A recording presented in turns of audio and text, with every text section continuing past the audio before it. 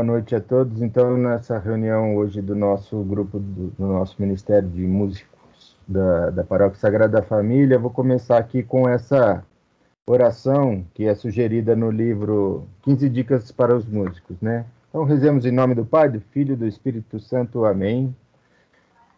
Acompanhem comigo, eu vou falando, vocês vão repetindo. Senhor, fazei de mim instrumento do teu louvor. Fazei de mim instrumento do teu louvor. Para que vidas sejam transformadas. Para que vidas sejam transformadas. Almas elevadas ao céu.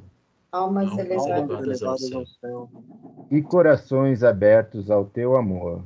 Corações abertos ao teu amor. Por meio de um grande canto.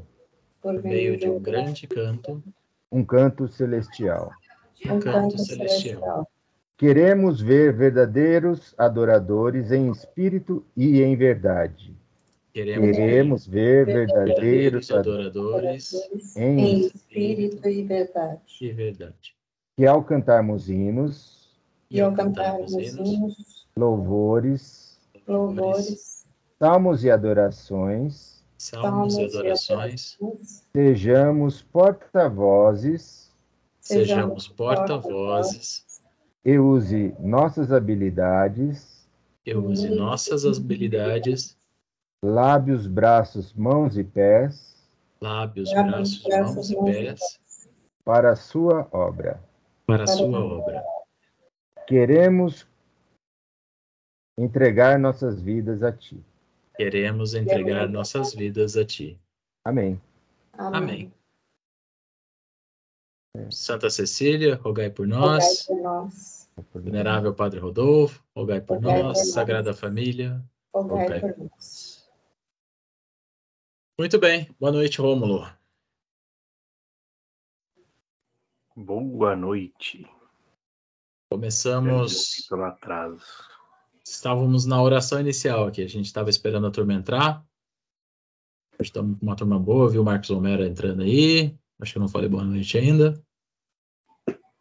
Então, antes do Rômulo começar a palestra... Boa noite. Começar a parte da formação, só queria reforçar que ainda estou coletando o feedback aí dos técnicos de som. Quem ainda não respondeu, por favor, responda. Tá muito engraçado, eu estou me divertindo com os comentários. Brincadeira. Não, é que vem de tudo. É legal que tem gente que fala assim, tá muito alto, e tem gente que fala assim, tá muito baixo, eu não escuto nada. Então, mas é muito bom a gente ter a percepção, porque com essa percepção, principalmente os comentários adicionais, nos possibilita realmente ser assertivo no que a gente vai conversar com os técnicos de som para a gente conseguir melhorar. Uma das perguntas era sobre a continuidade dos técnicos. E assim, por mais que não esteja perfeito hoje, que a gente ainda veja várias oportunidades, poucos são os que estão colocando para não continuidade dos técnicos. Então, assim, acho que é um caso de sucesso. Acho que os técnicos estão fazendo bem. E eu acho que agora é realmente refinar, a gente pegar essas ideias, essas perspectivas que vêm dos ministérios, da Assembleia. Eu abri essa pesquisa para todo mundo, né? Mandei no CPP, eu pedi para o CPP compartilhar dentro dos grupos, dentro das pastorais, para a gente ter o maior número de respostas possível, até porque sempre tem aquela pessoa que fala assim, ninguém me escuta, eu não tenho voz, eu não posso comentar. Tá aí, ó. Agora é a chance, todo mundo tem a possibilidade de falar e ainda ser anônimo, para ninguém ficar bravo com ninguém. É tudo anônimo aqui, eu não consigo ver quem que respondeu o quê. Tem gente que põe aqui que é do ministério tal, que é da banda tal, mas a maioria que quiser, quem não quiser se identificar, tá aí. O mais importante é a gente ter a percepção, é mais importante do que quem está falando.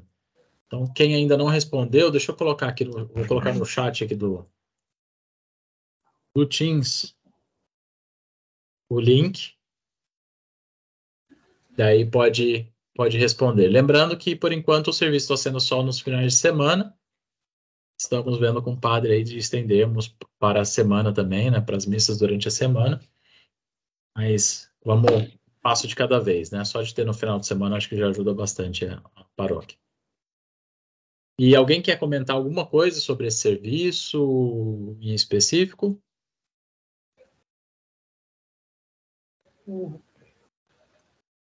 Quer xingar? Que reclamar é o que mais tem, né, normalmente. Na verdade, assim, eu acho os técnicos de som ótimos, né? Porque a gente sabe, né? A gente que mexe com música, que eles estão ouvindo ali da Assembleia de onde a gente não está ouvindo. A gente geralmente está pegando o retorno ali, né? Uma coisa que eu observei ali, mas não a respeito dos técnicos, né? Por sugestão, é que a paróquia tem em alguns lugares uma qualidade de som diferente. Talvez aí que veio uma reclamação de um lado, uma pessoa dizendo que está muito alto e a outra dizendo que está muito baixo, né? Por exemplo, lá fora, pouco tempo atrás, tinha a missa encheu, e eu fiquei lá fora. E eu acabei indo embora em uma outra missa porque eu não estava conseguindo ouvir absolutamente nada. Manda no grupo quando for assim, porque como o técnico não está lá fora, ele não consegue ajustar. Na Semana Santa a gente fez um trabalho de ter alguém lá fora, falar, mandar uma mensagem no WhatsApp, porque é difícil para eles, durante a celebração, ter que ir lá fora para ouvir. Então, e eles no grupo? Eles não estão, mas alguém vai estar e alguém fala com eles. Eles não estão por enquanto, que a minha ideia é colocar também, tá? Não, legal. E ali no fundo da igreja também, né? Tem um pedaço que não tem... O que você tem as caixas posicionadas na frente, na lateral, no início, no fundo, mais para o fundo não tem caixa. Então a gente vê que quando você senta mais para o fundo da igreja, dá essa diferença também. Talvez a diferença das opiniões esteja aí, né? Que é bom também, né? Porque quem não gosta de som alto vai lá para trás. É uma opção. Mas essa questão do som dentro da igreja também, né? A gente sabe que a Sagrada Família não é do jeito que ela está estruturada fisicamente, não é uma acústica fácil de se resolver. O Rick está aqui há 72 anos na paróquia, ele ajudou a construir o templo, e o Virgílio também, ó. E daí eles sabem que quantos sistemas de som já passaram pela paróquia, né? O Rick, quando eu cheguei na Sagrada Família, a Fonte de Vida montava as próprias caixas lá de grave e agudo em cima do presbitério, porque não tinha som que desse conta. E assim, é muito complicado, né? Então, o padre já está ciente, a gente está vendo a possibilidade de fazer outras coisas que possam ajudar nisso, mas ainda não tem nada concreto aí para seguir, né? A gente espera aí que vai melhorar. Eu acho que não adianta a gente comprar mais som, trocar o som, trocar as caixas, enquanto a gente não resolver o problema de acústica. É isso que eu compartilhei com o padre. Mas se alguém tiver alguma ideia e souber resolver isso aí sem um investimento na acústica, me avise, porque é sempre bem-vindo. Então é isso que faz a gente ter sons diferentes dentro da igreja, tá? É praticamente impossível a gente ter um som uniforme naquela nave inteira de 20 por 30. São 20 metros de largura por 30 de comprimento, né? Então é relativamente grande. Mas legal. Tá aí o link. Quem ainda não respondeu, aproveita, responda. Eu estou com 67 respostas, 24 da música. Então, a gente tem por volta de 80 músicos que estão no cadastro geral. Então, a gente está com um terço aí dos músicos que respondeu a pesquisa. O que, tudo bem, né? Tem gente também que fala assim, o que colocar aí tá bom. Beleza, tá tranquilo. Não tem problema. Então, só estou lembrando esse ponto. Outro ponto que eu quero destacar são 2 agora do calendário de abril. A gente teve a reunião do CPP na segunda-feira. A nossa novena de Nossa Senhora Auxiliadora começa dia 15, no domingo, na missa das 7 horas, e termina no dia 24.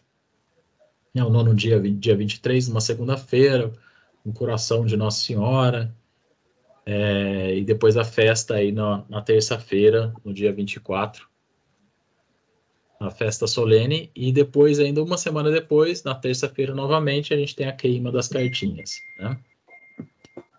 E antes da queima das cartinhas, no final de semana, então, a segunda informação do calendário de abril, festa junina na paróquia a partir do dia 28, sábado.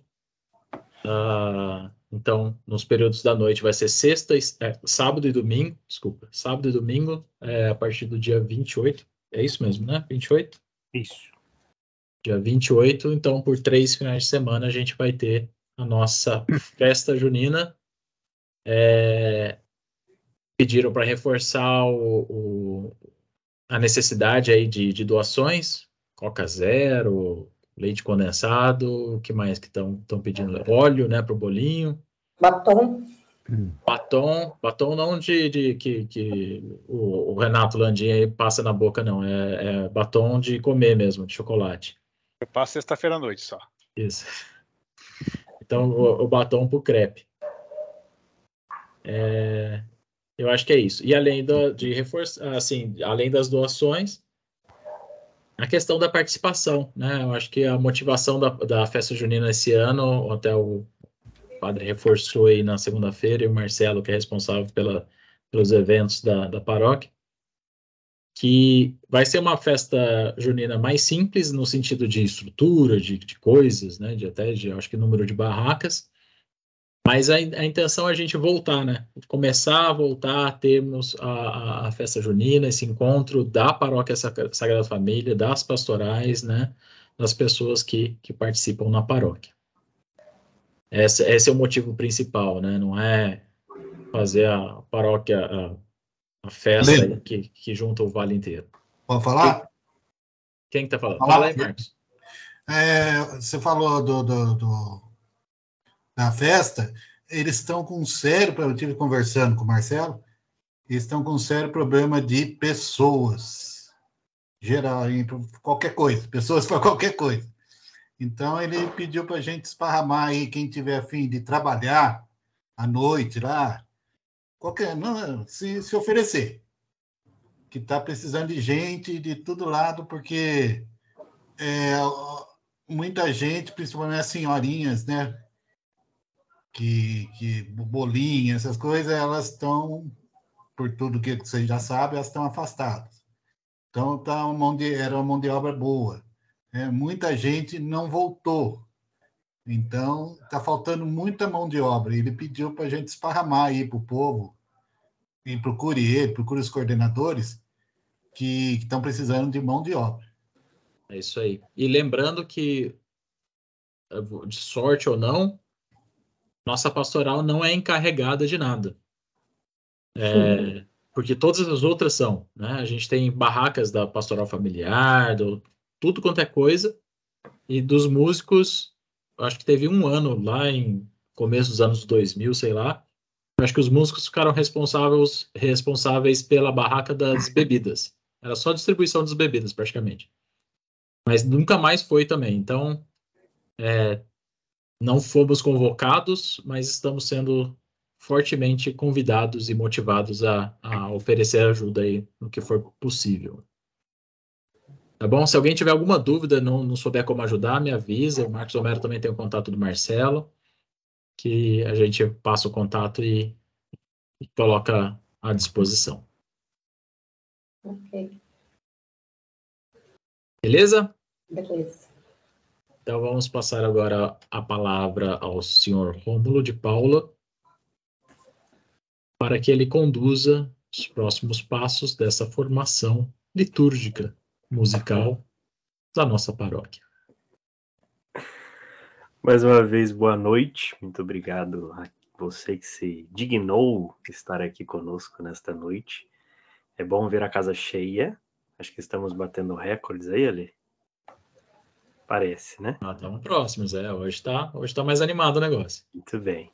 É porque falou de coisa tensa, invocou coisa aí que dá dificuldade, a galera aparece. Tô brincando. É sempre bom contar com a participação de todos os grupos, de todos os membros, daqueles que podem, para nós continuarmos esse caminho que, como nós dissemos desde o primeiro encontro, é um caminho de partilha, formação partilhada, compartilhada entre todos nós.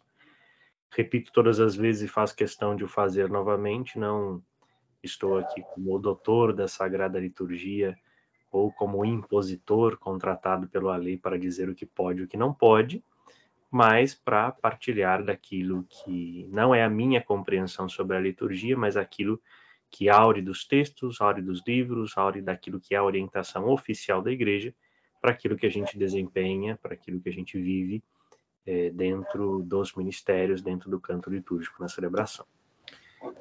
Antes, propriamente, de nós iniciarmos o que nos foi encomendado para hoje, a encomenda era de duas partes, né? Embora não sejam partes fixas, mas são partes da celebração, o canto para a apresentação das oferendas e a aclamação memorial aos Sanctus. Eu, na encomenda, acrescentei mais uma, coloquei o silêncio, do qual nós começaremos por ela, porque o silêncio faz barulho. E antes, na verdade, gostaria de perguntar se tem alguém com dúvida, alguma coisa que ouviu que a gente falou lá naquela formação específica sobre Semana Santa, sobre Quaresma, daquilo que a gente já falou, algo que a gente já tem colocado em prática, o que viu acontecendo e foi legal. Se alguém tiver alguma contribuição ou algo a questionar, este é o momento.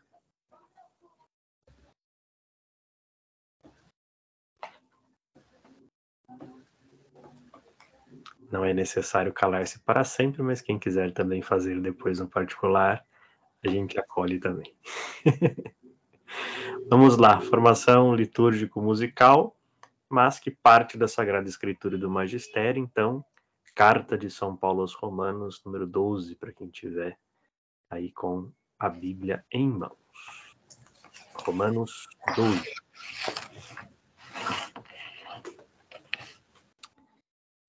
Eu vos exorto, irmãos, pela misericórdia de Deus, a oferecerdes vossos corpos em sacrifício vivo, santo e agradável a Deus. Este é o vosso verdadeiro culto. Não vos conformeis com este mundo, mas transformai-vos pela renovação da mente, para que possais distinguir o que é vontade de Deus, a saber o que é bom, o que lhe agrada, o que é perfeito. Pela graça que me foi dada, recomendo a cada um de vós que ninguém pense de si mesmo mais do que convém, mas pense de si com sobriedade, conforme a medida da fé que Deus deu a cada um. Como num só corpo temos muitos membros, cada qual uma função diferente. Assim nós, embora muitos, somos em Cristo um só corpo, e cada um de nós membros uns dos outros. Temos dons diferentes, segundo a graça que nos foi dada. É o dom de profecia? Profetizemos em proporção com a fé recebida. É o dom do serviço? Prestemos esse serviço. É o dom de ensinar? Dediquemo-nos ao ensino. É o dom de exortar? Exortemos. Quem distribui donativos, faça-o com simplicidade. Quem presida com solicitude. Quem se dedica às obras de misericórdia, faça-o com alegria.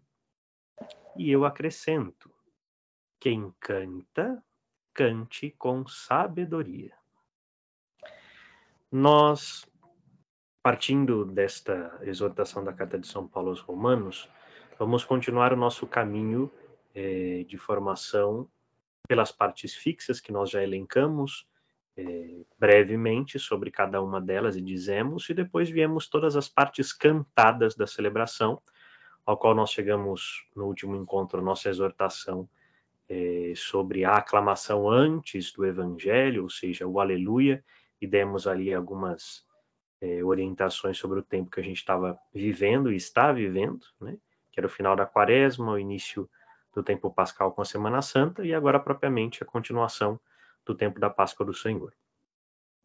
E nós estamos no linear entre liturgia da palavra e liturgia eucarística.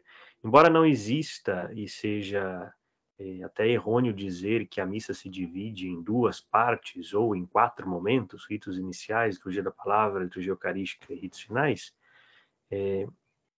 há uma certa divisão ritual, né?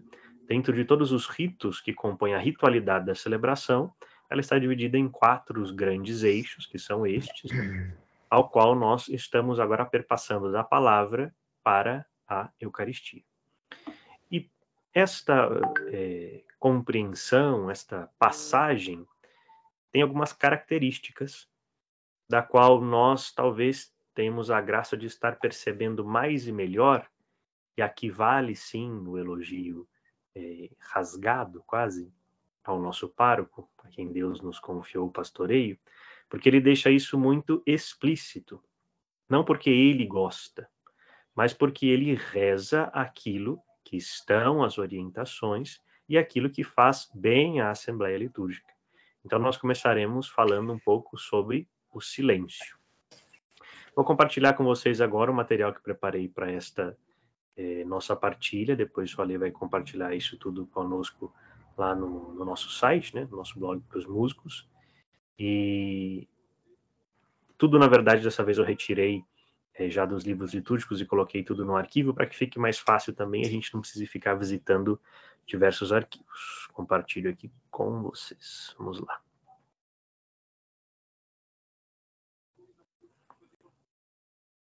Digam-me se já estão vendo. Sim. Sim? Uhum. Vamos lá. Nós continuamos o nosso caminho pela instrução geral do Missal Romano. Hoje, propriamente, só no Missal, não vamos para o lecionário, porque não, as mesmas orientações que se dizem a este final da liturgia da palavra contém em ambos os livros. Bem, então vamos no número 55. Tem uma advertência muito interessante aqui. A parte principal da liturgia da palavra é constituída pelas leituras da Sagrada Escritura com os cânticos intercalares. São seu desenvolvimento e conclusão a homilia, a profissão de fé e a oração universal ou oração dos fiéis, né, conforme a modalidade. Nas leituras comentadas pela homilia, Deus fala ao seu povo, revela-lhe o ministério da redenção e salvação e oferece-lhe o alimento espiritual. Pela sua palavra, o próprio Cristo está presente no meio dos fiéis. E aí vem. O povo faz sua esta palavra divina com o silêncio e com os cânticos, e a ela adere com a profissão de fé. Assim, alimentado, eleva a Deus as suas preces na oração universal pelas necessidades de toda a igreja e pela salvação do mundo inteiro. O número 55 da introdução é como que o grande resumo ou a grande máxima da liturgia da palavra, que é partilhada, ou seja, que é proclamada pelos leitores e pelos ministros da palavra, né, ordinários ou extraordinários, que é vivida e alimentada pela homilia, mas que é aderida pelo povo, ou seja, nós tomamos posse, nos alimentamos da liturgia da palavra, ouvindo aquilo que nos é proclamado, mas também pelo silêncio, do qual rumina no nosso coração a palavra de Deus. E eu fiz questão de colocar isso, porque está muito evidente nas celebrações, por exemplo, presididas pelo Padre Maurício, do silêncio litúrgico que ele faz após a homilia. Ele não parte direto para a profissão de fé ou para a oração dos fiéis. Ele se retorna à sede, para e se silencia. Isso não é um modo do Padre Maurício ou não é algo dele. Isso, como nós estamos percebendo, é parte da liturgia da palavra. Ou seja, não é um momento do intervalo para se preparar, para correr e voltar para o palco, ou para verificar algumas coisas, né? Este momento é parte da liturgia da palavra e faz parte da nossa participação ativa e consciente da celebração. Logo, esse silêncio após a homilia, ele foi, na verdade, uma exortação mais forte, além dos textos litúrgicos do missal, após a conclusão do sínodo sobre a palavra de Deus e sobre a publicação de uma encíclica do Papa Bento XVI sobre a palavra, na conclusão desse mesmo sínodo. Né?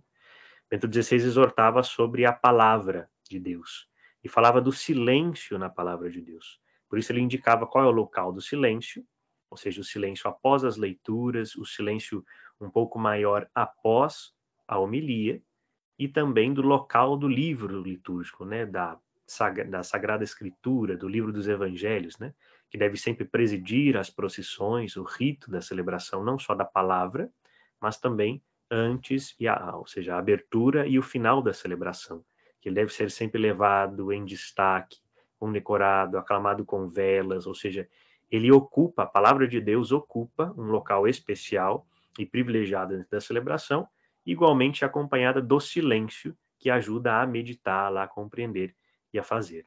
Logo, nós, músicos e instrumentistas, somos convidados a ser assíduos na prática do silêncio. Às vezes é muito difícil falar isso para o músico, que tem que fazer silêncio, que tem o seu momento de pausa, mas fiz questão de iniciar essa nossa partilha por isto, né, invocando o silêncio. E o livro continua, né, falando especificamente sobre o silêncio. A liturgia da palavra deve ser celebrada de modo a favorecer a meditação. Olha só. Deve, por isso, evitar-se completamente qualquer forma de pressa que impeça o recolhimento.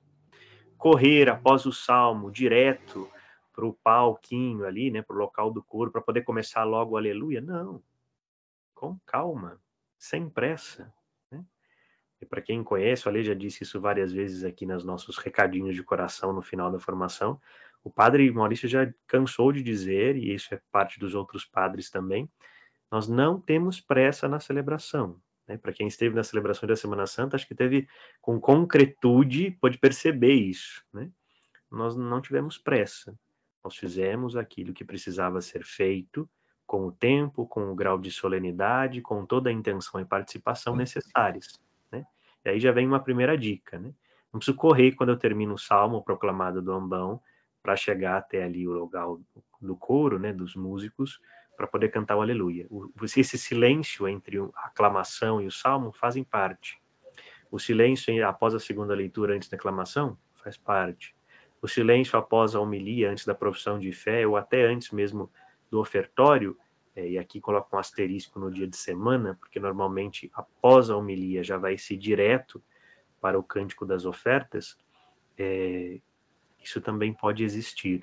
Né? Dia de semana é um pouco mais complicado porque as celebrações são adaptadas ao nosso costume popular, logo acabou-se a homilia, já tem-se início o rito da preparação das ofertas, né?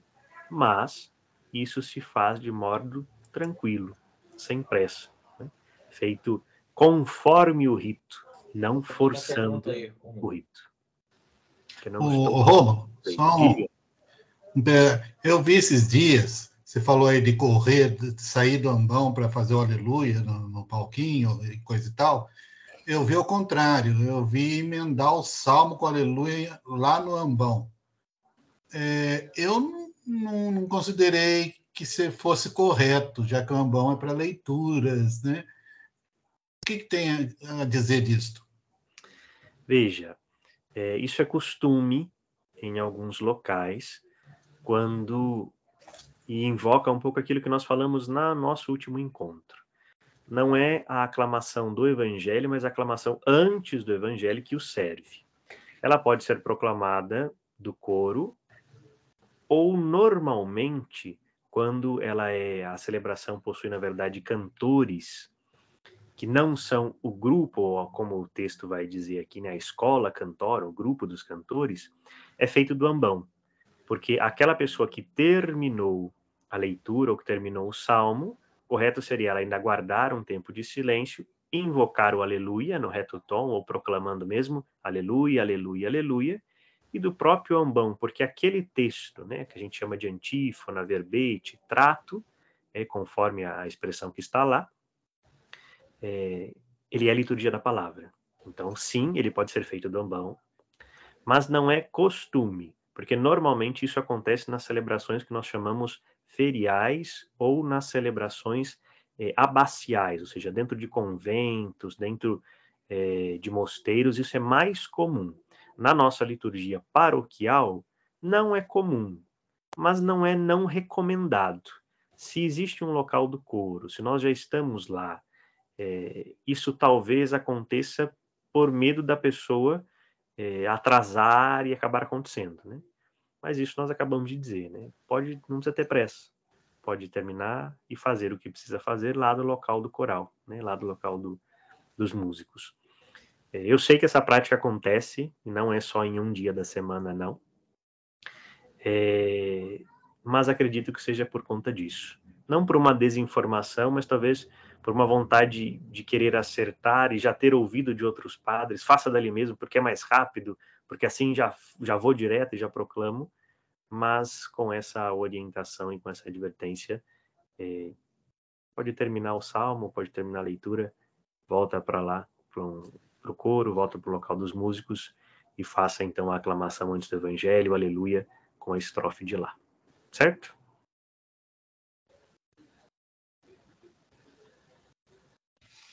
Ok, eu só estava achando aqui o botão para ligar o microfone. Ok. Muito bem, só voltando aí ao silêncio, então, aquilo que diz, para definir, né? A liturgia da palavra deve ser celebrada de modo que favoreça a meditação, deve por isso evitar-se qualquer forma de pressa que impeça o recolhimento, como a gente acabou de dizer e retomar com esse exemplo. A janela também breves momentos de silêncio adaptados à assembleia reunida, nos quais, com a ajuda do Espírito Santo, a palavra de Deus possa ser interiorizada e se prepare a resposta pela oração. Pode ser oportuno observar estes momentos de silêncio depois da primeira e da segunda leitura e, por fim, após a homilia, como para nós é mais evidente, né? Mas, como eu disse, isso também pode ser feito após a primeira e a segunda leitura, ou seja, após ali o salmo, no caso, quando não há segunda leitura, antes, propriamente, da aclamação ao Evangelho. Para que essa palavra caia no nosso coração, nós consigamos meditar e também transformar ela em oração. Aqui vale uma brincadeira e um exercício também, né? Quantas vezes nós vamos para o Evangelho, né? E na hora que você chega na aclamação do Evangelho, você pergunta, o que foi falado na primeira leitura? Bendito és tu se consegues, na sua comunidade, lembrar da primeira leitura, do texto do Salmo e da segunda leitura, né? Por isso o silêncio ajuda, a forma do leitor proclamar com clareza, com atento à questão linguística, né? Onde é pausa, onde não é, né? Isso nos ajuda muito a viver e a celebrar melhor, né? Não vou comentar aqui sobre a homilia, embora esteja, mas eu quis mesmo dizer citar que isso não é uma invenção, né? E nem algo próprio do Padre Maurício, mas deixei aí em destaque que dentro desse texto que fala sobre a homilia, que fala sobre a orientação dos dias, quem faz, como faz, diz a última das frases lá, depois da homilia, observe-se oportunamente um breve espaço de silêncio. Bom, após essa primeira parte, essa primeira introdução do silêncio, se nós formos seguir a estrutura litúrgica, daquilo que a gente conhece como algo cantado, o próximo cântico é o canto da preparação das ofertas, o famoso ofertório. Mas eu fiz questão de colocar aqui a profissão de fé. E digo, porque lendo de fato o que está escrito na introdução geral. O símbolo ou profissão da fé tem como a finalidade de permitir que todo o povo reunido responda à palavra de Deus anunciada nas leituras da Sagrada Escritura e exposta na homilia, e que, proclamando a regra da fé, segundo a fórmula aprovada para o uso litúrgico, recorde e professe os grandes mistérios da fé antes de se começarem a ser celebrados na Eucaristia. Ou seja, qual é a fórmula aprovada para o uso litúrgico? A liturgia romana ocidental, ou seja, nós aqui no Brasil, usamos o credo em dois modos. O credo niceno-constantinopolitano, que é aquele credo mais longo, o credo normalmente rezado nas solenidades e festas maiores da Igreja, e o símbolo dos apóstolos, que é mais conhecido como o credo dominical, né? Que é o creio em Deus Pai Todo-Poderoso, esse que nós rezamos normalmente em todas as liturgias, né? Principalmente nos domingos. Conforme o texto aprovado do uso litúrgico, por quê? Pode-se, na profissão de fé, utilizar outros meios de fazer com que a comunidade reunida, após meditado da palavra, professe a sua fé. E isso pode ser feito de que modo, Rômulo? Eu acho que o modo mais fácil de eu poder transmitir isso para vocês como exemplo é nas missas de primeira Eucaristia e Crisma, que a profissão de fé é feita em forma de perguntas. No caso, na renovação da profissão de fé daqueles que estão fazendo primeira Eucaristia e Crisma, né? Ou também para aqueles que são padrinhos de batismo. O padre faz em fórmulas de pergunta. A renúncia, né, inicia-se por ela normalmente, e depois a profissão de fé. Crês em Deus Pai Todo-Poderoso, Criador do céu e da terra? Creio. Crês em Jesus Cristo, seu único Filho? Creio, né? Isso pode ser feito também aos domingos e dias mais solenes. Por esta fórmula já aprovada pela Santa Sé, que está presente na introdução geral e no conteúdo ali do rito da missa, né? Ou também de outras fórmulas. Mas o número 68 é mais interessante ainda e talvez desconhecido por muitos. O símbolo deve ser cantado ou recitado pelo sacerdote junto com o povo, nos domingos e nas solenidades. Pode também dizer-se em celebrações especiais mais solenes. Quer dizer, então, que pode cantar o creio? Sim. Mas, atenção. Nós, oficialmente, não temos nenhuma composição, utilizando-se o texto aprovado pela Santa Sé e pela Conferência Episcopal do Brasil, aqui no Brasil. Existe um creio que é uma música não aprovada, que é utilizada normalmente para quem acompanha, já seguiu, já viu, por exemplo, as missas do Santuário Theotokos, né, o Santuário Mãe de Deus, que é do Padre Marcelo. É a famosa, eu creio em Deus, que o meu caminho iluminou, e assim por diante. É uma música que fala da sua profissão de fé em Deus, mas ela não descreve o conteúdo da fé, do qual é o objetivo da profissão de fé. Então, por isso, ela não é adequada. Por quê? Qual é o objetivo da profissão de fé? Brevemente, historicamente falando, desse contexto da comunidade e o contexto litúrgico. O dia de se reunir, que a comunidade sempre se reunia desde a igreja primitiva, era o domingo. Para o quê? Para celebrar a Eucaristia, sim, mas para manifestar a sua fé. Logo, o credo, que está literalmente no centro da ação litúrgica, ele é para ser rezado pelo sacerdote, pelo povo, ou seja, por toda a Assembleia, como manifestação de fé. Por isso, o credo é rezado em pé. E a igreja soleniza isso, dizendo que ele pode ser cantado. Então, imagine o canto do credo cantado com força, com fé, com vida dentro das nossas assembleias. Para quem tem oportunidade... Pode fazer um comentário? Sim. Desculpa, não sei se você já conhece, mas tem um creio do Martim Valverde, daquele CD Enredados, que é muito bonito. E a letra completinha do creio, e você canta exaltando, é muito legal. Não sei se alguém conhece, eu posso até botar depois aí um link no chat, que é lindo. É de arrepiar. Eu sei que existe recentemente, não é do Martim, é de um casal da Diocese de Apucarana, né? O Casal da Mata, para quem conhece um pouco de história de liturgia do Brasil também. Um casal que tem composições belíssimas. Para quem se lembra, o famoso Coral Palestrina, né? Que tem inúmeros álbuns. Né? Tem mas esse texto não é aprovado, mas digo assim, se eu pudesse dar a chancela, que com certeza pode ser utilizado. Mas esse do Martim não conheço, certamente também por experiência dos cânticos dele, certamente é algo ponderado e adequado. Mas mande o link aí para a gente. Vou colocar no link. E gostaria de oferecer isso também da profissão de fé, né, chamando a atenção. Nossa, vou cantar nesse domingo já, peguei o link, vamos com calma, né? Aí retomo aquilo que foi o nosso combinado quando iniciamos essas formações. Nós passaremos por todas as partes fixas, ao concluí-las, nós faremos de modo presencial um recapitular com todas as orientações que nós demos ao longo de todas essas formações, onde faremos o combinado final, né? Porque nós nos propomos a celebrar, nos propomos a nos formar, a participar, e nós temos visto, graças a Deus, a boa participação dos nossos grupos, dos nossos músicos, dos nossos instrumentistas, e aquilo que é combinado não sai caro, né? Aí sim nós estaremos estabelecendo aquilo que é o modo próprio, o costume litúrgico dos músicos para a Sagrada, né? O que cantamos, quando cantamos, onde cantamos e de que jeito cantamos. Mas a profissão de fé que conclui a liturgia da palavra ainda tem aí uma advertênciazinha, e destaquei do número 69, vejam só.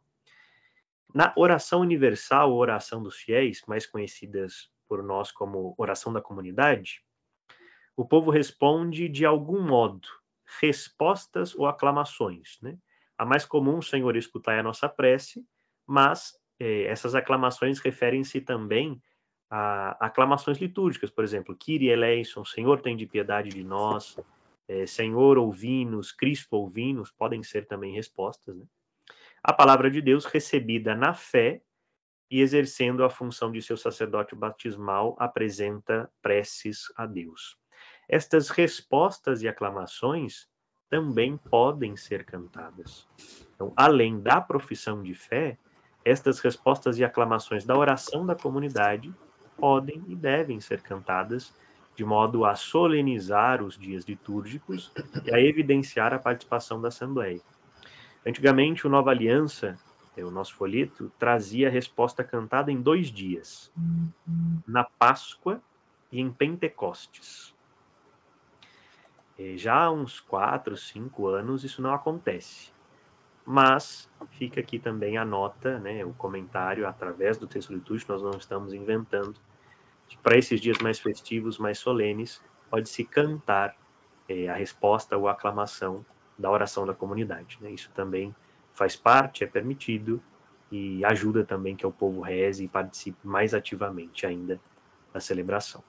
Com isso, nós concluímos essa primeira parte da liturgia da palavra e essa parte também que fala ordinariamente sobre o silêncio e aquilo que envolve. Nós entramos na segunda parte agora da liturgia eucarística, que está o objeto da nossa discussão, do nosso abarcar do texto litúrgico para poder entender a apresentação das ofertas e a aclamação memorial, o santo. O tão temido santo. Mas gostaria de destacar, inicialmente, aquilo que corresponde à liturgia eucarística, que é, de novo, assim, o primeiro número, né, sempre diz o resumão daquilo que compreende toda a liturgia eucarística. Não passarei por cada uma das partes da liturgia eucarística, seria muito bom, mas o nosso tempo é breve, nós tentamos sempre ser concisos na informação, naquilo que é essencial e naquilo que são as orientações práticas. Então, eu deixei o texto aqui só para vocês verem mais ou menos como é a estrutura, mas nós não trataremos dela inteira, tá bem? Mas vamos direto ao texto.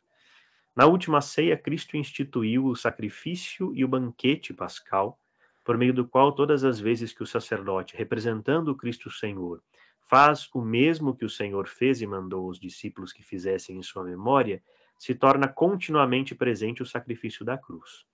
Isso é aquela máxima que, infelizmente, algumas pessoas utilizam-se para dizer que missa não é lugar de palmas, ou de cantos em tom mais alto, cantos festivos, né? Dizendo que é local do sacrifício da cruz. Sim, é local do sacrifício cruento da cruz, mas que acontece de forma incruenta por meio da celebração da ceia pascal, por celebração da ceia eucarística, né, do mistério do qual nós celebramos. Mas, vamos lá. Cristo tomou o pão e o cálice, pronunciou a ação de graças, partiu o pão e deu aos seus discípulos, dizendo: tomai, comei, bebei, isto é o meu corpo, este é o cálice do meu sangue, fazei isto em memória de mim. Foi a partir destas palavras e gestos de Cristo que a Igreja ordenou toda a celebração da liturgia eucarística. Logo, o acontecimento do memorial cruento da cruz é atualizado de forma incruenta na liturgia eucarística, seguindo este mesmo mandato do Senhor. Então, efetivamente, na preparação dos dons, levam-se os dons ao altar, o pão e o vinho com água, isto é, os mesmos elementos que Cristo tomou em suas mãos. 2. Na oração eucarística, dão-se ação de graças a Deus por toda a obra da salvação, e as oblatas, ou seja, as ofertas, convertem-se no corpo e no sangue de Cristo. E 3. Pela fração do pão e pela comunhão, os fiéis, embora muitos, recebem de um só pão o corpo e sangue do Senhor, do mesmo modo que os apóstolos o receberam das mãos do próprio Cristo. Ou seja, é a celebração da mesma ceia, é a mesma Eucaristia, é o mesmo Senhor. E por isso exige aí a sequência, uma mesma estrutura litúrgica para esse momento. E para a preparação dos dons, a instrução normalmente coloca uma série de recomendações, fala do pão, fala do vinho, fala das matérias, fala de como isso se apresenta, mas eu quero me deter direto naquilo que se diz sobre a orientação deste cântico. Então, vamos para o número 74. Na verdade, vamos voltar um pouquinho antes, ainda no 73, nesse último parágrafo aí, que é muito legal. Às vezes algumas pessoas se questionam, né? Então, é a oportunidade de a gente sanar também outras dúvidas. Além do pão e do vinho, são permitidas ofertas em dinheiro e outros dons destinados aos pobres ou à igreja, e tanto podem ser trazidos pelos fiéis como recolhidos dentro da igreja. Estes dons são dispostos em lugar conveniente, fora da mesa eucarística. Isso aí é para também ajudar alguns a entender. Nossa, mas por que as ofertas agora ficam no altar? Que feio. As ofertas que a comunidade traz também são expressão de gratidão e louvor dos dons que Deus nos concede. Por isso são colocados fora da mesa eucarística, mas próximo delas, para indicar que tudo aquilo que nós ofertamos, o pão e o vinho, as ofertas materiais, a nossa própria vida, tornam-se nesta grande oblação, nesta Eucaristia, do qual nós participamos. E aí sim, o 74 diz. Só um comentário aí.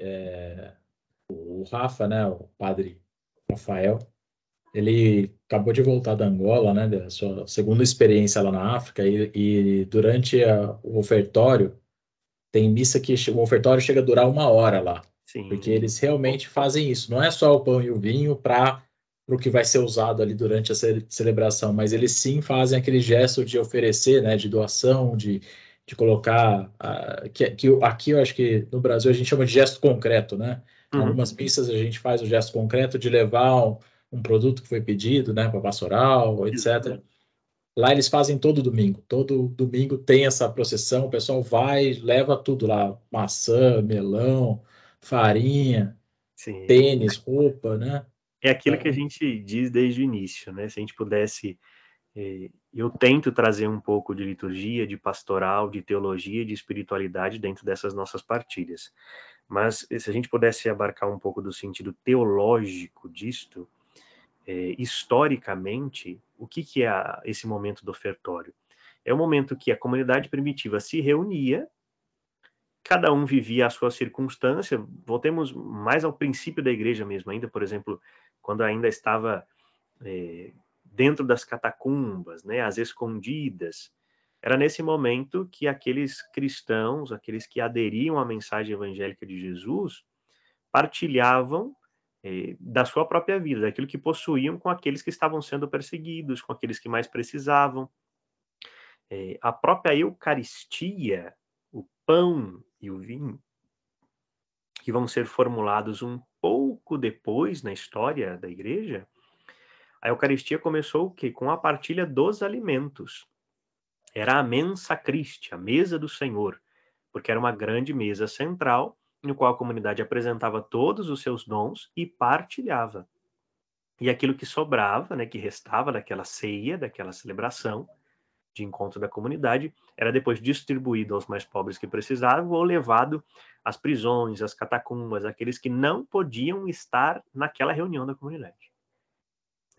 Isso acontece igualmente na nossa celebração hoje, continua o mesmo significado, nós retomamos as mesmas palavras de Cristo, seguimos a mesma representação da comunidade cristã, só que isso está cada vez mais distante, mas graças a Deus a gente tem alguns momentos que isso se exalta, né? Nós vamos ver isso na festa junina agora, na novena de Nossa Senhora Auxiliadora. A comunidade pediu, né, vai pedir, vocês virão nas artes oficiais, que cada dia da novena, como a gente faz normalmente no Natal e na Auxiliadora, terá um gesto concreto daquele dia para colaborar com a festa, ou seja, para colaborar com aquilo que a comunidade organiza para sua própria manutenção, ou seja, não tem nada de errado até aí. E aqueles que sentirem-se aptos e puderem colaborar, poderão levar para a celebração, seja para entregar antes, seja para entregar depois, ou no próprio momento do ofertório nos locais reservados, estas ofertas. Né? Então isso também é parte integrante da celebração. Vamos lá para o 74. A procissão em que se levam os dons é acompanhada do cântico do ofertório. Aí ele diz para nós conferirmos o número 37, mas esse número 37 faz referência às orientações sobre os cânticos, mas nós já vamos a ele, tá? E se prolonga pelo menos até que os dons tenham sido depositados sobre o altar. As normas para a execução deste cântico são idênticas às que foram dadas para o cântico de entrada, conforme o número 48 da mesma introdução. O rito do ofertório pode ser sempre acompanhado do canto. Ordinariamente, o rito da apresentação das ofertas tem as orações próprias, que normalmente são conhecidas como as famosas orações silenciosas, ou aquelas orações que muita gente quer saber o que o padre diz na hora que ele pega a patena e eleva, na hora que ele pega o vinho e eleva, né? Quando ele toma a patena nas mãos e apresenta aquilo como fruto da comunidade, como aquilo que nós estamos apresentando para Deus e será consagrado, né? Isso com as palavras. Bendito sejais, Senhor Deus do Universo, pelo pão que recebemos de vossa bondade, fruto da terra e do trabalho humano que agora vos apresentamos, e para nós se vai tornar o pão da vida. A mesma coisa para o vinho. Bendito sejais, Senhor Deus do Universo, pelo vinho que recebemos de vossa bondade, fruto da videira e do trabalho humano que agora vos apresentamos, e para nós vai se tornar o vinho da salvação. Depois ele agradece e diz que a comunidade de coração louva e faz essa oblação por causa do Senhor. Então, a nova oração que ele faz normalmente com a cabeça reclinada, né? De coração contrito e humilde, sejamos, Senhor, atingidos por vós, que esse sacrifício vos agrade, Senhor, nosso Deus. Depois, na hora que lava suas mãos, esse gesto ritual, que na verdade faz tanto referência à ablução das ceias judaicas, do qual aquele que preside lava as suas mãos, em sinal também da passagem e da purificação que os filhos dos hebreus precisaram fazer, mas também incorporado pela tradição, por isso que a gente acabou de dizer, das ofertas materiais que são trazidas, né? O presidente da celebração precisava lavar suas mãos. Por quê? Ele pegou na mandioca, ele pegou na maçã, ele pegou em outros objetos que sujaram as suas mãos e que agora precisam ser lavadas, né? Esse rito continua simbolizando isso. Nós nos lavamos dos nossos pecados, da nossa corruptibilidade, mas também das ofertas que ele tocou, né? Por isso, ele diz, lavai-me, Senhor, das minhas faltas e purificai-me do meu pecado. Mas quando ele fala de si, ele está falando da comunidade. Mas o número 48, que fala sobre a instrução geral para esse cântico do ofertório, vai dizer o seguinte: o cântico de entrada é executado alternadamente pela escola e pelo povo, ou por um cantor alternando com o povo, ou por toda a assembleia em conjunto, ou somente pela escola, ou seja, pelo grupo. Utiliza-se a antífona com o respectivo salmo que vem do gradual romano ou do gradual simples, como a gente já explicou aqui nas nossas formações, que livros são esses. Ou outro cântico apropriado à ação sagrada ou ao caráter do dia ou do tempo, cujo texto tem a aprovação da conferência episcopal.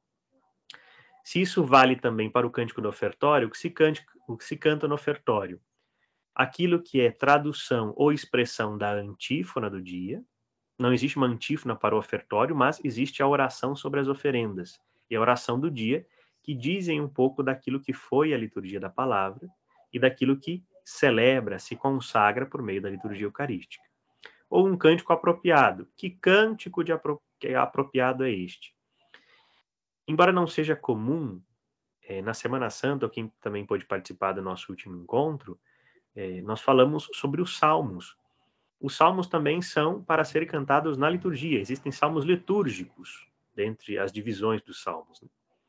E o cântico das ofertas, ou da apresentação das ofertas, também cabe-se alguns salmos, que falam de louvor, que falam de oferta, que falam de frutos, e a partir por diante de tudo isso, né? Ou outro cântico apropriado ao dia ou ao tempo. Por exemplo, nós temos cânticos agora que falam sobre estes dons que foram dados pelo ressuscitado. Bendito seja, ó Rei da Glória, a partir por diante, né? Os cânticos mais tradicionais que a gente normalmente escuta nesse período. Mas eu vou trazer uma orientação mais direta lá no final e mais simples. Eu quis só apenas colocar e retomar esse número aqui para que a gente saiba, né? Existe então uma orientação sobre o cântico do ofertório? Sim. Seguir a antífona, a oração do dia, o cântico apropriado, ou seja, um salmo ou algum hino da própria Sagrada Escritura, ou outro cântico de caráter litúrgico do dia ou do tempo, tá bem? Mais adiante, apenas uma passagem aqui nesse número que é muito importante, no 79. Quais são os principais elementos da oração eucarística? A gente acha às vezes que ela é um textão enorme, né? Que não tem uma divisão, mas ela possui um elenco, né? A liturgia eucarística, a oração eucarística se divide em algumas partes. Na ação de graças, que é o prefácio, a tradução mais literal do latim, do prefacere, que significa antes de fazer, ou seja, antes de consagrar. Ele reza e invoca a Assembleia para aquele momento principal. A aclamação memorial, que é o cântico dos Sanctus, o santo. E, por fim, a epíclese, que na verdade já é ali o cordeiro que a gente conhece, né? A narração da instituição, que na verdade fala sobre as palavras ditas por Jesus e que são repetidas ipsis literis dentro da liturgia eucarística. A anamnese, ou seja, a oração pela igreja, né? A oblação, ou também conhecido por memento, que diz pela igreja, pelos que já morreram, por aqueles que estão participando da celebração, por aqueles que foram batizados nessa celebração e assim por diante. As intercessões, quando reza pelas necessidades da igreja, pelo Papa, pelo Bispo, pelo clero e assim por diante. E a doxologia final, que é o por Cristo, com Cristo e em Cristo, ou seja, a conclusão da oração eucarística. Mas eu quero voltar ao santo, à aclamação. E sobre ele ser muito breve e muito direto, daquilo que diz o próprio texto. Aclamação. Toda a Assembleia, em união com os coros celestes, canta os santos. Esta aclamação, que faz parte da oração eucarística, ou seja, ela é uma parte fixa da celebração, é proferida por todo o povo juntamente com o sacerdote. De novo. Toda a Assembleia, em união com os coros celestes, canta o santo. Esta aclamação, que faz parte da oração eucarística, é proferida por todo o povo, juntamente com o sacerdote. Logo, o santo é uma parte fixa. E como nós já dissemos aqui, as partes fixas possuem textos litúrgicos próprios, que não foram inventados, mas que constituem parte da tradição da Igreja, que evoca a Sagrada Escritura e aquilo que surgiu ou que auriu dos tempos, das reformas, ou seja, daquilo que a gente vem fazendo desde o início e que vai sendo adaptado conforme os tempos e as moções também do próprio Espírito à Igreja e aos seus sucessores, né, aos seus líderes, quando abstêm-se a falar e a pensar sobre a nossa celebração ou o modo de nós celebrarmos. Bom, falamos de canto do ofertório e falamos do canto do santo como uma parte fixa, considerando o canto do ofertório, então, como uma parte que não é fixa, porque ela pode ser rezada também, como nós mencionamos, e até citei a oração, mas que pode ser cantado também. Então, trago aí algumas recomendações práticas. Primeiro, sobre o canto da apresentação das ofertas, ou mais adequadamente, o canto de apresentação das ofertas, popularmente conhecido como ofertório. Qual é a função dele?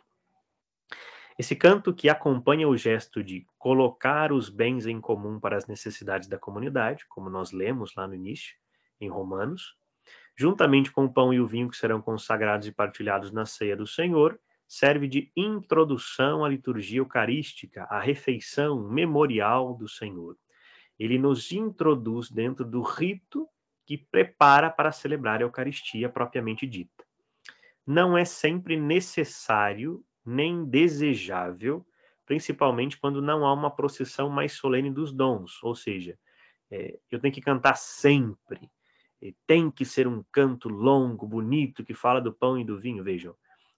Não é que ele seja obrigatório, não é necessário nem desejável que ele seja cantado de forma evocativa sempre.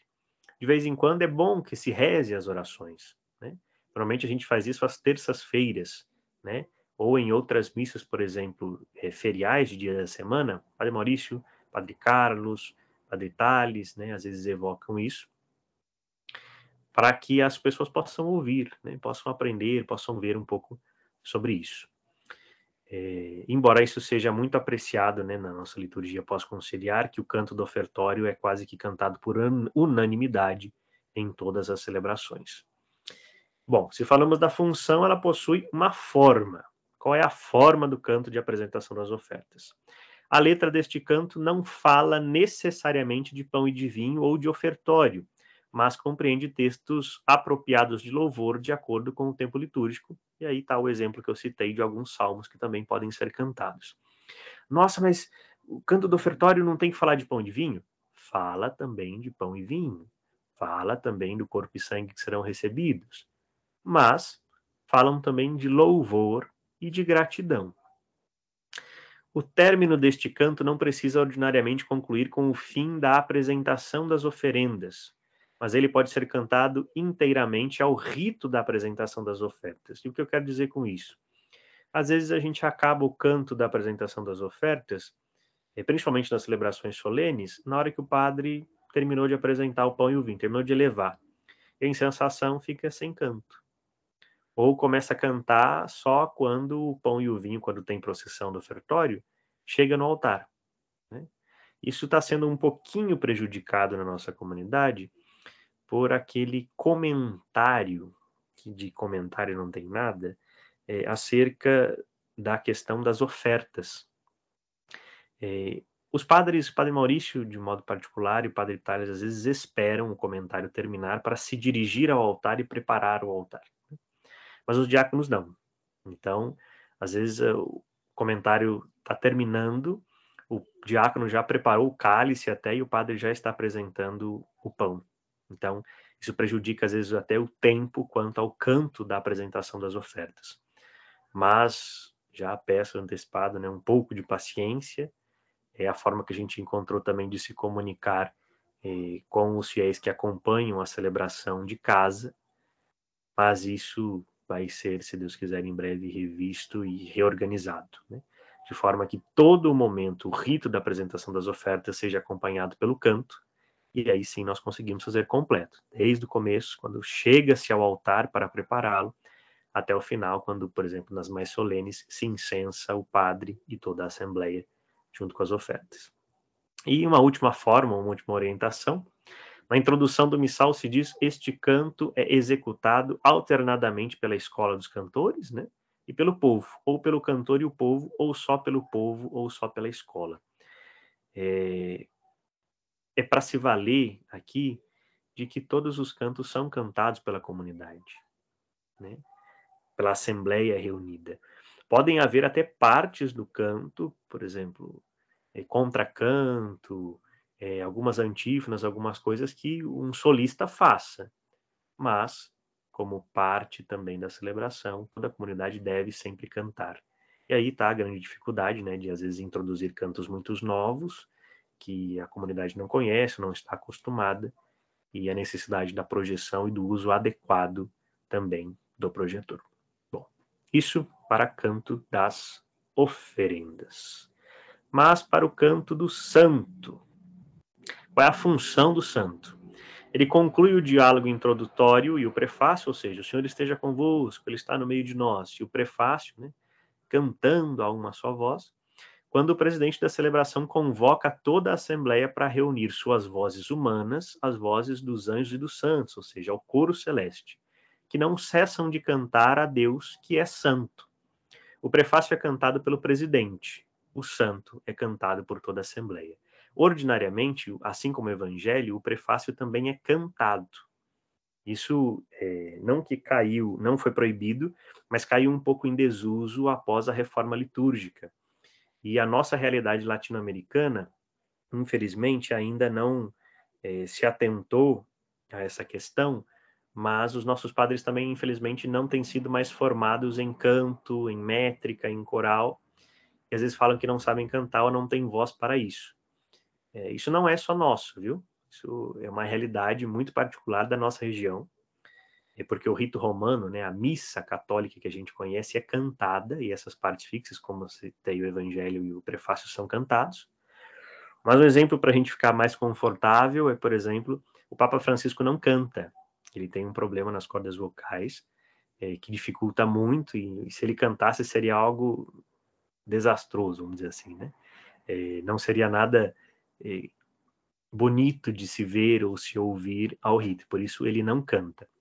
Para quem é mais atento e acompanha as celebrações papais, por exemplo, nesses momentos, por exemplo, da doxologia, do Por Cristo, que é ordinariamente também cantado, por Cristo, com Cristo e em Cristo, um celebrante ou um concelebrante ou um diácono normalmente canta isto enquanto ele eleva o pão e o vinho, né?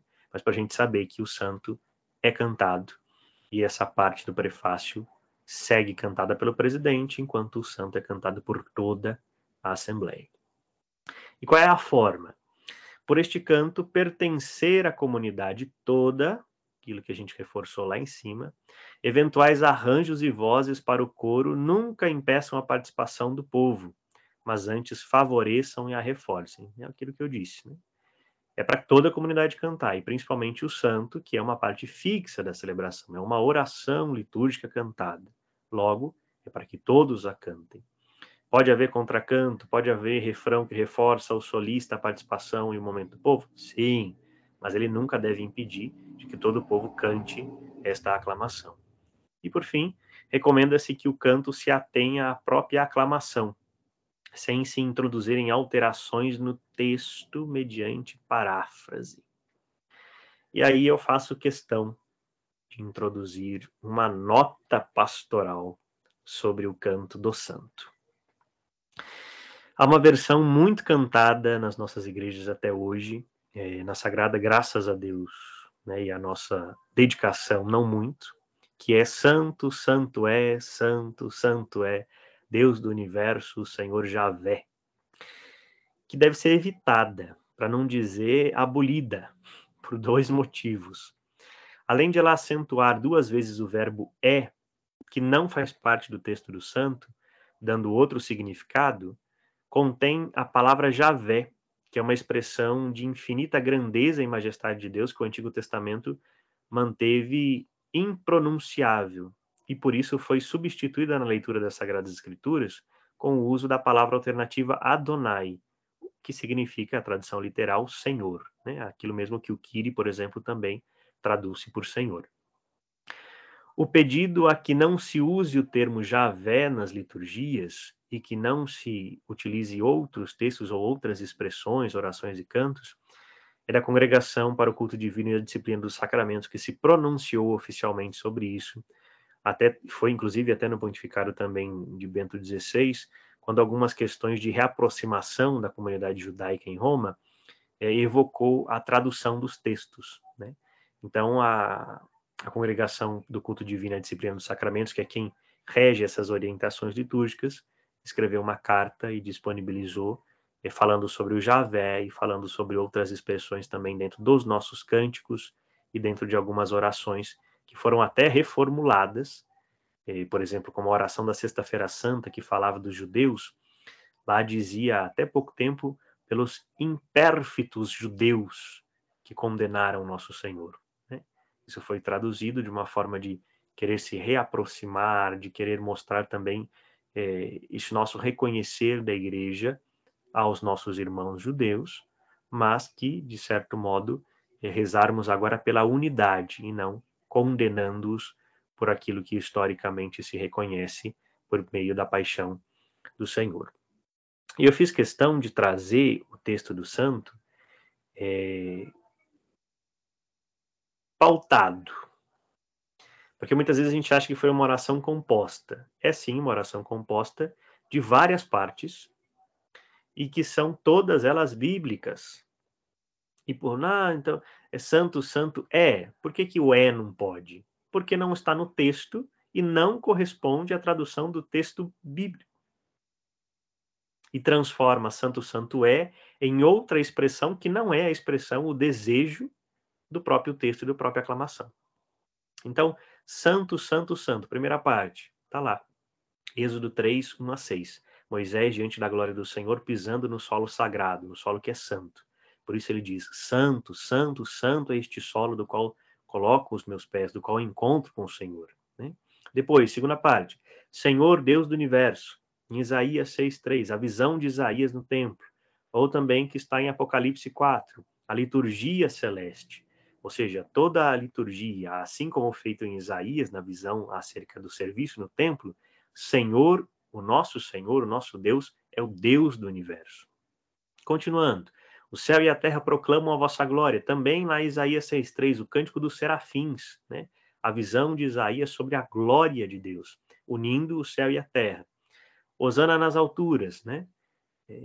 Hosana naná, Hosana nas alturas, que está em Mateus 21:9, que está em Marcos 11:10, que fala dessa entrada de Jesus em Jerusalém, ou seja, aquilo que o povo aclamou ao receber o Senhor.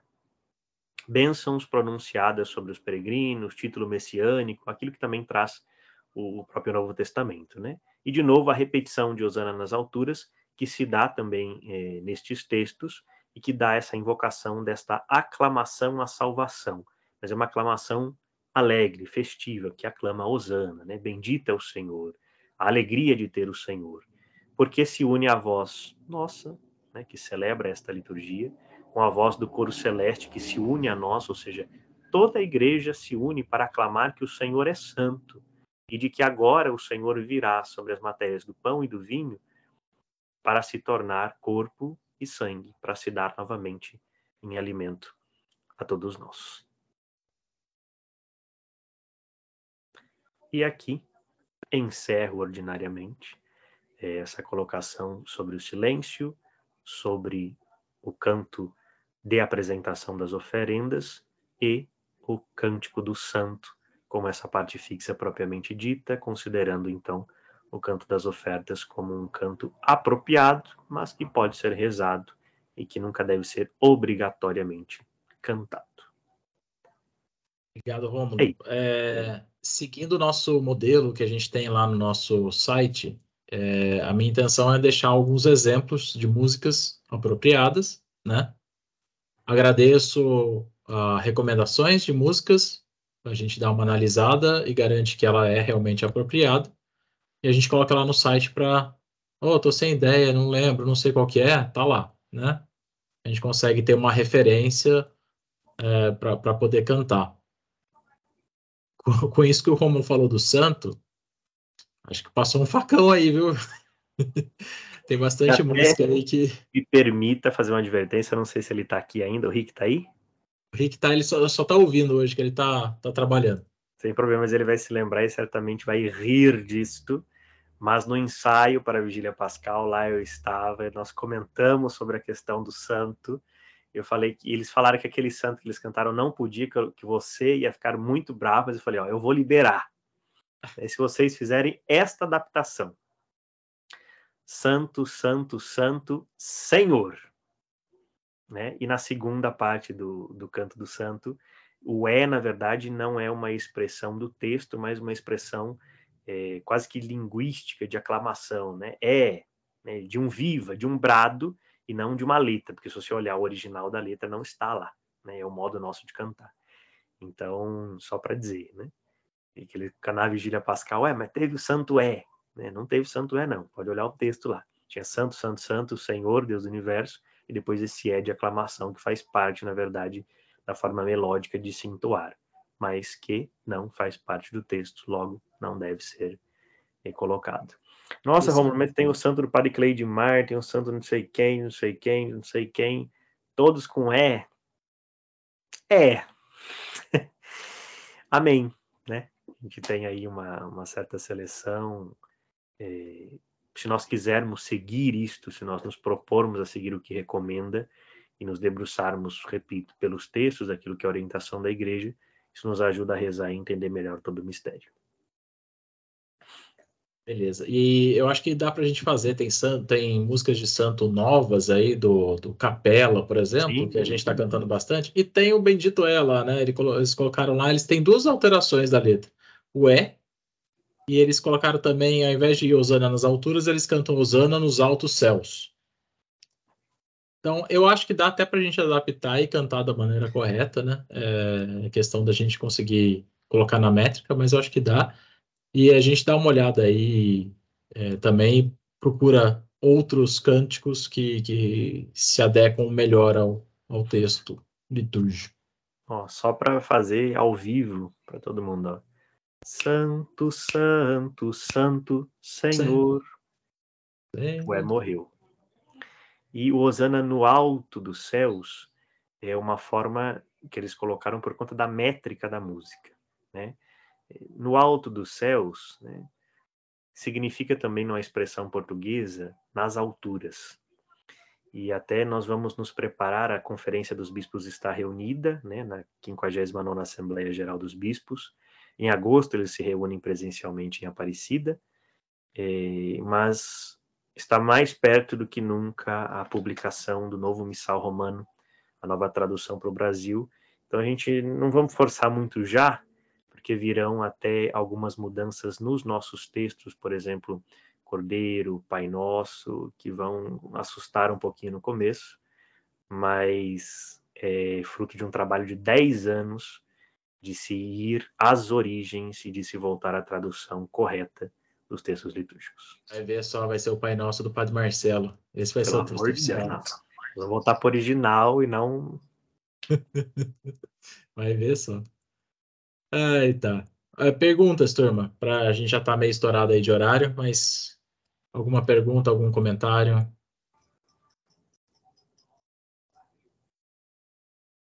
Então, show de bola. Obrigado, eu vou subir lá, vou pegar com o Rômulo o texto, né, o arquivo que ele preparou, eu vou separar lá no site. Tá lá, gente, tá na descrição do nosso grupo de músicos, é fácil de acessar e eu acho que dá para ver a agenda, dá para ver a escala, dá para ver tudo lá.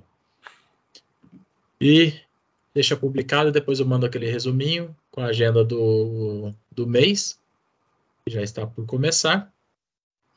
Obrigado pela presença de todos. E Virgílio, você tem a oração final aí para a gente encerrar? Ô, Rômulo. Tenho só uns recadinhos ou umas dicas, né? Para quem for cantar nos próximos dias aí, começando o mês de maio, mês de Nossa Senhora, né? O costume litúrgico de se cantar pelo menos a música final a Nossa Senhora é sempre válido, né? Faz parte da estrutura. Para quem canta no dia 6, é dia de São Domingos Sávio, então canto final, dia de São Domingos Sávio. Para quem canta no dia 13, embora seja a comemoração, memória litúrgica de Nossa Senhora de Fátima, né? Não cantar a 13 de maio, no dia 13 de maio, é mexer com o coração de muita gente dentro da igreja. Então, canto de abertura 13 de maio, né, não é uma dica, é quase um pedido, né? Assim também como nós temos uma ocorrência na nossa comunidade, porque 13 de maio também é dia de Santa Maria Domingas Mazarello, Madre Mazarello. Então, embora o cântico dela seja difícil, o hino desconhecido existe, né? Mas Nossa Senhora de Fátima e Madre Mazarello se entendem no céu, né? E lembrando a novena de Nossa Senhora Auxiliadora, Auxiliatricere Virgere Formosa, né? O canto composto por Dom Bosco, o hino de Nossa Senhora Auxiliadora, que nós, na verdade, transformamos ele em balada, mas ele, na verdade, é um canto triunfal, né? Um canto de banda mesmo, marcial, né? Cantada na melodia, na métrica direitinho.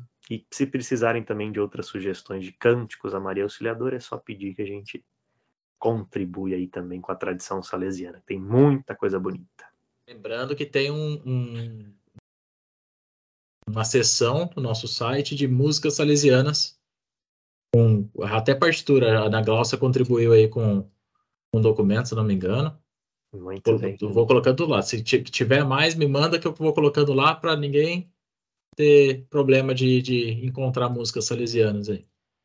É isso aí. Vigílio. Tá no mudo, cara.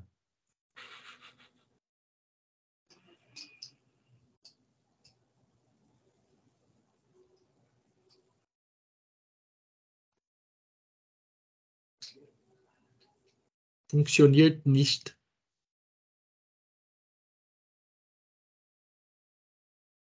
Então, depois você escreve para nós. Oração do silêncio hoje, João. Vamos falar sobre o que o Romulo falou.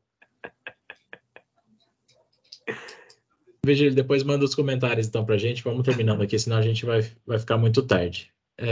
Já que o Virgílio não vai conseguir puxar a oração. Renato, quer puxar aí? Já que você tá animado aí. Arrumando as coisas para trabalhar amanhã cedo, mas eu puxo sim. É só põe na fechando. fogueira. Vamos lá, fechando nossos olhos por um instante, né? Queria fazer um breve silêncio também, tendo muito em conta daquilo que o Romulo falou. E também tendo em conta que é tão importante o silêncio na nossa vida, né? A gente vive num mundo tão atribulado, a gente não para às vezes para silenciar, para ver que todas essas loucuras dessa vida nossa, tudo é algo que nos distrai, né? E nos tira daquilo que é o centro da nossa vida, que é o Senhor.